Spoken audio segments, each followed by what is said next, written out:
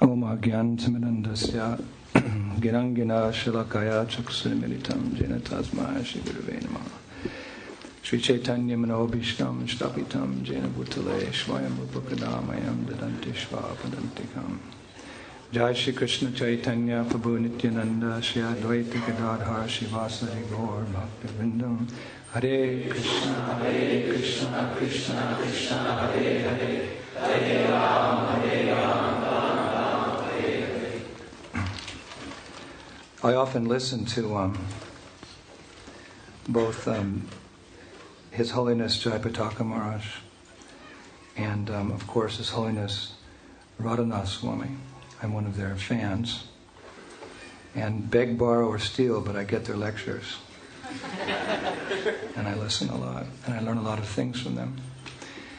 And one of the things I've learned from Indradyumna Swami is to try to be very humble. And he demonstrates his humility that whenever he gets a garland, he wears it for a moment, then he throws it off. I'm like a little puppy dog. I'm always like waiting for the scraps of mercy. So I like to sit next to him. When the garlands come off, I very proudly take them and put them around my neck. Although I'm also trying these days to take the garlands off. When I get them, I'm not taking these garlands off.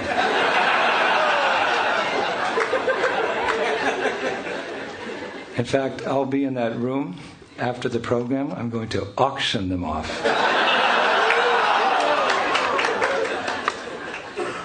To the highest bidder. And the minimum is 100 pounds, and there's no maximum. I better stop going to get in trouble.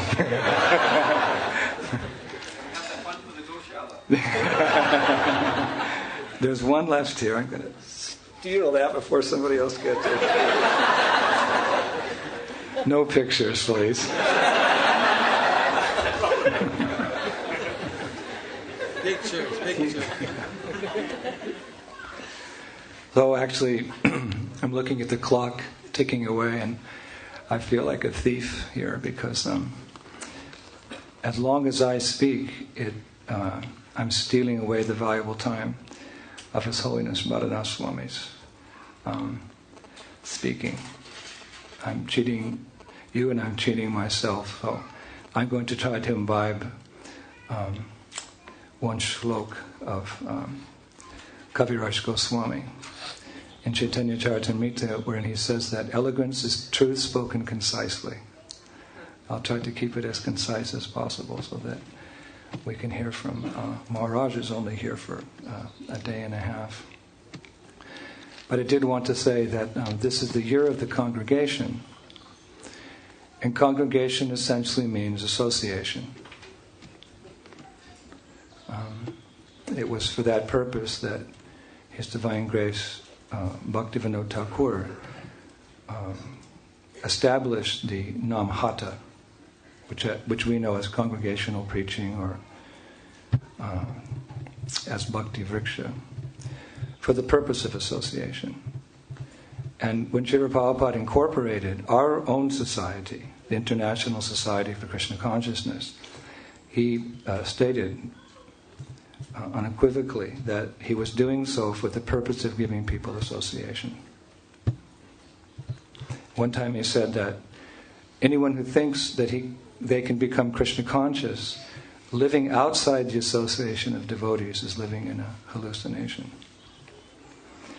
And therefore we have our society. We used to think that meant, living directly in the temple, but we can understand now, and by the practical example of Bhaktivinoda Thakur and His Holiness Jayapataka Maharaj is implementing that project of Namhata in our modern era. It means extending the association beyond the temple to the towns, the villages, the cities, where we come together and we congregate and we meet. And what do we do? Shravanam, Kirtanam, Vishnu, Shmaranam, Padasevanam, Archanam, Bandham, Dasyam, Sakyam, Atmanivedanam. And wherever we do that in a group, we have the spiritual world. That's a universal principle. Even Jesus said like that. He said, wherever there are a group of my disciples chanting my name, I'm present there. And Bhaktivinoda Thakur said in his own home, his griha, because he imbibed this principle of practicing Krishna consciousness with his family in his home, he said, one day I woke up and saw my house transformed into Vaikuntha. Thy kingdom come, thy will be done on earth as it is in heaven. So wherever we congregate and we have this kirtan, and we have this Hari Katha, and we have this prasad, then the whole place becomes transformed. Through this Sangha, this Vaishnava Sangha. This is very much stressed by our previous acharyas.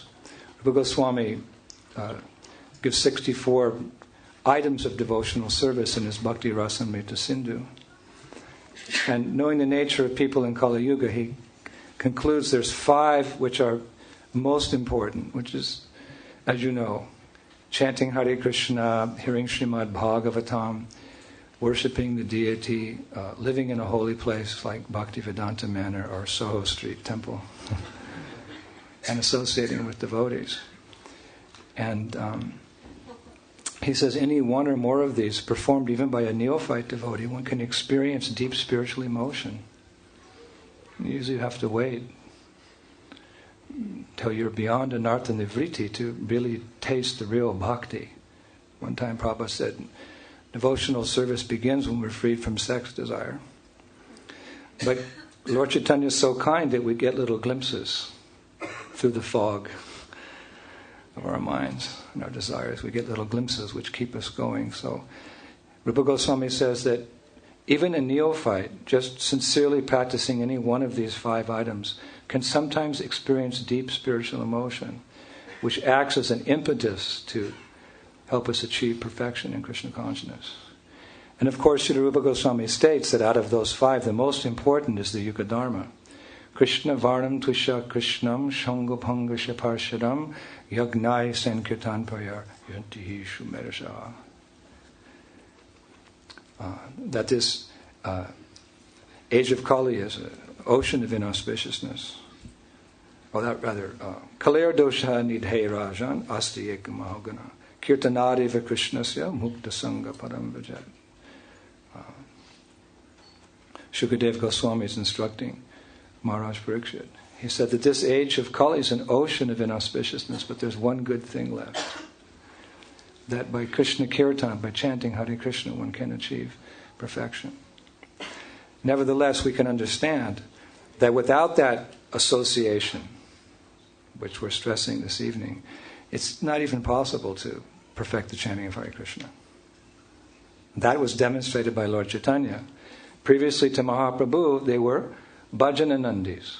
The small, singular or small groups of devotees would retire to the forest and they would cultivate their bhakti through japa. Hare Krishna, Krishna Krishna, Hare Hare, Hare Rama, Hare Rama. But Lord Chaitanya introduced another type of chanting, where this verse comes in. Krishna Varnam Tvisha Krishnam Shangopanga Shaparshadam Yagnai Sankirtan Paya Jantihi Simirasa. And what is that? That we do chant individually in the morning, we have our japa, but even more stress is put on congregational chanting, where we all come together as a group of devotees and we chant. And Jiva Goswami says in his Bhakti Sandarbha that this congregational chanting is so important that, again, even an aspiring devotee can feel very deep spiritual emotion when they come together and they loudly chant Hare Krishna, Hare Krishna, Krishna Krishna, Hare Hare, Hare Rama, Hare Rama, Rama Rama, Hare Hare. So without the Sangha, without the association, without the congregation, this is the year of the congregation, without the congregation, we can't even perfect the Yuga Dharma. So really the two go well together. Samsara sarpadushtanam varchitanam kolo yuge ashadham bhagavan namah Srimad Vaishnava Shevanam. Sarvabhauma Bhattacharya, in his glorification of Lord Chaitanya, when he realized who he was sitting with in his house, he had him there for a number of days, and finally after Mahaprabhu spoke, he realized he's Bhagavan, he's Krishna, And 100 very beautiful verses came from his lotus tongue glorifying Mahaprabhu without any fault or imperfection. He said, Samsara sarpadushtanam varchitanam kolo yuge asadham bhagavan nama shrimad vaishnava sevanam. That those who have been bitten by the serpent of samsara, or the repetition of birth and death, in the age of Kali, they'll get relief from that miserable condition by the medicinal herb of asadham bhagavan nama, chanting the names of Krishna, and shrimad vaishnava sevanam, worshipping or serving the lotus feet of Vaishnavas. So the two go hand in hand. Although chanting Hare Krishna is the Yuga Dharma, really you can't perfect it unless you live in a congregation of devotees. Just like two things may be very powerful, you put them together, they're even more powerful. Like nitrogen and glycerin. I'm not a chemist, but I've been told, that nitrogen is powerful, glycerin, but you put them together, you have one bomb. And we won't speak longer because maybe they'll think we're terrorists. So, you put them together. One time, two sannyasis wanted to travel together, so they came to Srila Prabhupada and asked if they could travel together. And Prabhupada said, if two sannyasis can do more together than they were doing individually, then they can surely travel together. And this is my dream.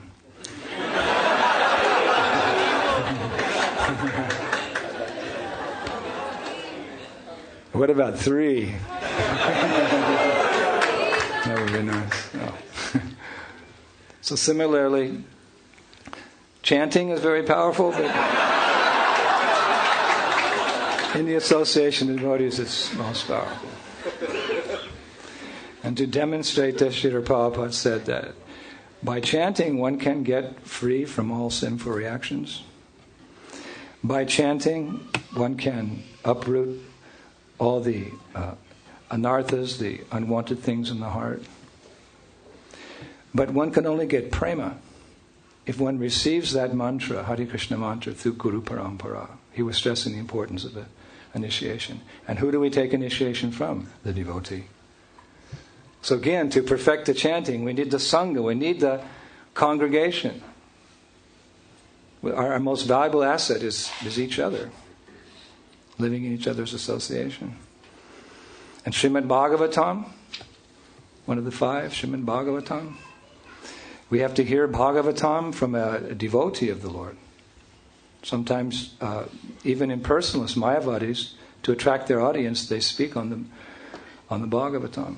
I was at Kumbh Mela many, many years ago, one of the big Kumbh Melas, and I was just a little dangerous perhaps, but I was walking around looking at the different camps, and I wandered into a Mayavadi camp. And the speaker was a Mayavadi. He had the three lines like this across his head, and he was speaking, and he was talking all about Gopal. He was speaking so nicely about Gopal, how cute he is, and his peacock feather, and his lips red like bimba fruit, and his teeth like rows of pearls, and his soft skin, bluish black like a mon. Everyone was just melting as he was speaking. And I was thinking, oh, maybe this is a Vaishnav camp? And at the end he said, and you are that Gopal. Tattvamasmi, thou art that. I ran out of that place really fast. So if you hear the Bhagavatam from someone who's not a pure Vaishnava, the result is what? It's like drinking milk touched by the lips of a serpent. Actually, snakes don't have lips, but they have... it's poetic. They have fangs. And in India, at least in the old day, or in the villages even today, when they boil the milk, then they put it on the windowsill to cool. And sometimes the venomous serpents come. And by drinking the milk, the venom becomes more powerful. So they actually drink the milk. But they leave some drops of venom there. And then when the baby drinks, kaput, he's finished. So if we hear from non-devotees the Bhagavatam, then we're doomed. One time in the early years, I was doing universities, traveling in universities in America, like 1970. And we were very bold. We would just go into the university and go into the students' classrooms and make an announcement. We had these books. Like that, we were in Dodi. And I was very bold. One day I walked into where they're having the classrooms. I just opened the door and I walked in and I said, I'm representing His Divine Grace, Srila A.C. Bhaktivedanta Swami Srila Prabhupada from the Brahma Gaudiya Madhva Vaishnava Sampradaya. And I'm selling these books on Vedic culture, and the teacher said, very nice, you can come and speak to my class.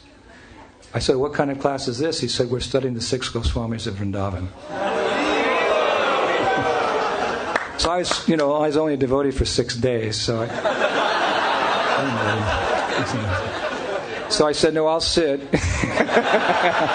And after the class, I'll distribute the book. So I listened to him speak, and he was speaking, very quote-unquote authoritatively. But I noticed that after he spoke, the audience stood up, and the boys put their arms around the girls and gave them a little kiss, and somebody lit up a cigarette, and somebody started speaking nonsense. And I realized, because the teacher was not a Vaishnava, he wasn't practicing what he preached, he didn't have any potency when he explained this philosophy. Example is higher than precept. So even to understand Bhagavatam, we need the person Bhagavatam. So important. The deity, understanding the deity worship. What would we know about deity worship if it wasn't for Srila Prabhupada? He's an intimate associate of the Lord, so he knows in every detail what Krishna wants and what he doesn't want. This is how we learn the science of devotion. One time Prabhupada was cooking for the devotees in the early years. He cooked some samosas and offered them and then distributed them to the small group of devotees he was with in Vrindavan. Tamal Krishna Maharaj told me this story personally. And afterwards Tamal Krishna Maharaj said, Prabhupada, I have never tasted a samosa like that in my life. And I've eaten at many homes and very good cooks. Prabhupada kind of very humbly said, oh, that's because this is Mother Yashoda's recipe. So I guarantee you, if you go through the Adiraj cookbook or Mother Jamuna's cookbook, you're not going to find Mother Yashoda's recipe. So we had some glimpse into intimacy of Srila Prabhupada's life. So because he's so intimate with Krishna, he knows what Krishna wants. So through the devotee, we worship the deity. The spiritual master very kindly engages his disciples in dressing with beautiful ornaments the deity of the Lord. So that Sangha, that Vaishnava Sangha is very important. And holy place, number 4. What is the use of going to the holy place unless one can associate with the holy people there? What can our eyes see? We have to see through the eyes of Shastra, through Guru, Shastra and Sadhu. And much of what I've learned, probably most of what I've learned about India, I've learned on the parikramas of Jayapataka Swami and Radhanath Swami. And go there and you see through their speaking. So I have first-hand experience of that. So therefore this association is so important. There's 64 important items, 5 are most important, but each one of those 5, success of performing those 5 items of devotional service is directly related to the devotees. They're our be-all and our end-all of it, existence, so we should live in their loving company. We should be very careful not to offend them, not to become familiar. And to do that, we follow in the footsteps of Sri Raghunath Das Goswami, who every day would offer obeisances. He was the most advanced devotee, but every day he would offer obeisances to 10,000 Vaishnavas. He wasn't leaving anyone out. When he was doing Vanchakalpatarubhyascha Kripasindu Bhevacha Patitanam Pavanevyo Vaishnava, he was including all the Vaishnavas without discrimination, without like that. So this is the Sangha, this is the year of the congregation. And what do we do in the congregation? We do these things. We chant, we hear Bhagavatam, we worship the deity, we live in a holy place. And the catalyst that brings out the bhakti in all those activities is the association of devotees. Thank you very much. Hare Krishna.